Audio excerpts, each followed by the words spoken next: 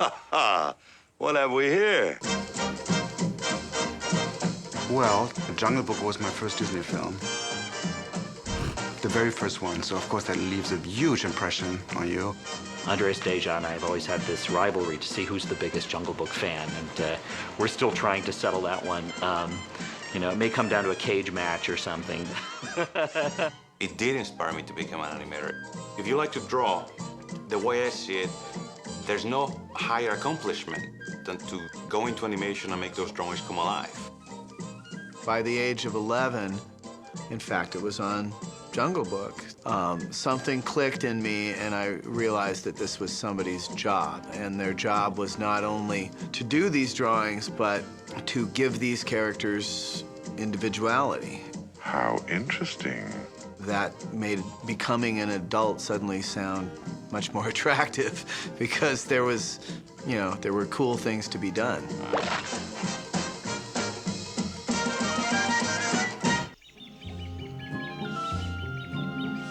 Today's animators grew up, you know, with that picture.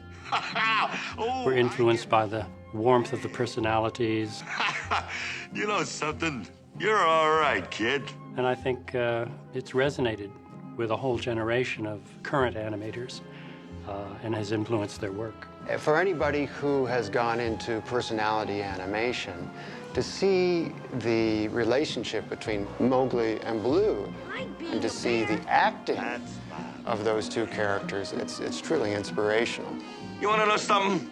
We're good sparring partners. You'd better believe it. And if you were to see that when you were a young person, I think you would be hooked for good.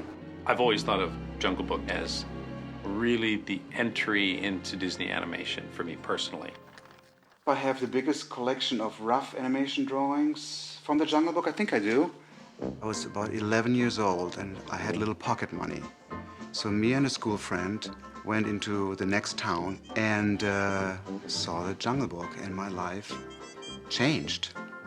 The first time I saw Jungle Book, it was in an open theater in the summertime. Halfway through the movie, it starts pouring.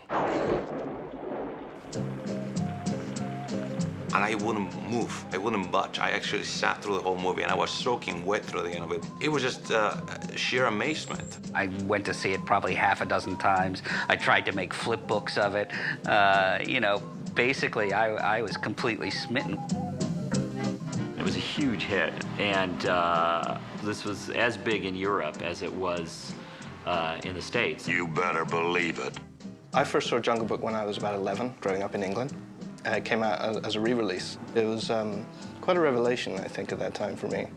I couldn't believe that people could learn to draw to such point that they could make things like this believable. The Jungle Book's really an animator's movie. I think that's why so many animators gravitate to it, because it really boasts possibly the best character animation the studio ever did. When King Louie is dancing around, you know, the weight you get on his body really feels like an orangutan's body. And yet he's caricatured and he's still his own personality. I was just amazed at the type of life they could get in the characters. They were just bursting with it. Yeah. Well, man, what a beat. The thing that really attracted me was just the magic trick of being able to imbue what were obviously drawings, like real sort of weight and muscles, but only defined in like a few lines. And it was just such a like, how do you do that? How do you make just like a single line that's describing the back of a panther, describe everything about that panther? Stop! Wait a minute. Halt!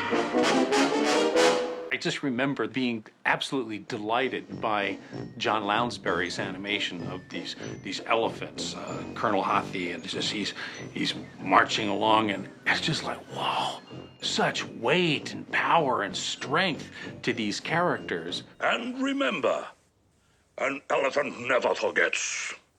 I don't know what the army's coming to these days. When I got to the studio, I met John Lounsbury. He had these great, thick pencils that he was drawing with that I ended up buying all the rest that there were of that pencil, and that became the pencil for me to animate my characters. John Lounsbury is a particularly important influence for me because when I was assigned to do Tantor the Elephant in Tarzan, you couldn't help but thinking immediately, well, how am I gonna do a better job or even just close of being that good as they did on Jungle Book. Discipline. Discipline was the thing.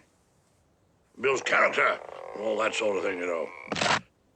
Frank Thomas and Ollie Johnston worked very close together, you know, for their whole careers. Frank and Ollie animated about 50% of the movie. Hey, kid, you need help. And old Baloo's gonna learn you to fight like a bear. The animation on Baloo is probably Frank Thomas's finest. I checked out of the archives the drawings of Ollie Johnston's of the little girl at the end, and there was this simple elegance to his drawing that I went back and looked at again when I was designing Ariel and the Little Mermaid. I don't know. It's the high watermark of design and character really blended well together. I don't know that we've ever done better than that. It's influenced me in every character I've ever done. I mean, just the level of understanding of how to portray a character, how to make it appealing. Yeah. It's beautiful, ain't it? Then there was Milt Kahl's incredible design. Milt, primarily did everything on Shere Khan, all that phenomenal stuff with Kaa. Shere Khan. What a surprise. Yes, isn't it? I remember doing the scene of Scar walking around Simba. I remember going and getting as many of those Shere Khan walks from the research library and flipping through them and trying to figure it out. And I animated Rafiki mainly in The Lion King. I had original roughs of Milt Kahl's of King Louis right there on my board. Crazy.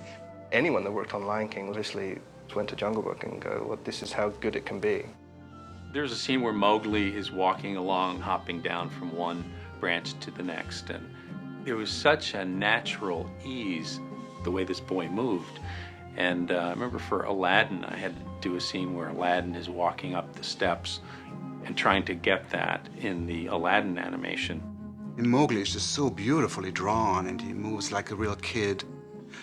That probably influenced me when I did Lilo and Lilo and Stitch. I wanted to be really truthful to the anatomy and the drawing of a real girl. Jungle Book animation really kind of became the standard in any animation I do.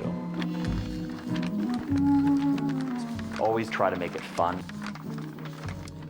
I did the parrot character in Aladdin, and I tried to make him kind of shaggy and falling apart, kind of like the vultures. Whenever they scratch themselves, their feathers are flying off. I think the most direct influence I've gotten from the movie is appreciating its technique. I've studied lots of it frame for frame, just to see how they got certain things. There's nothing spontaneous about the medium of animation. Animation is, by its very nature, is a slow, kind of thoughtful medium where you analyze something and then you perfect things. But Jungle Book feels kind of spontaneous. There's a looseness to the performances and a lightness to them. And that is something that I've tried to have in my work. Can't help by being completely drawn to the work that these guys did.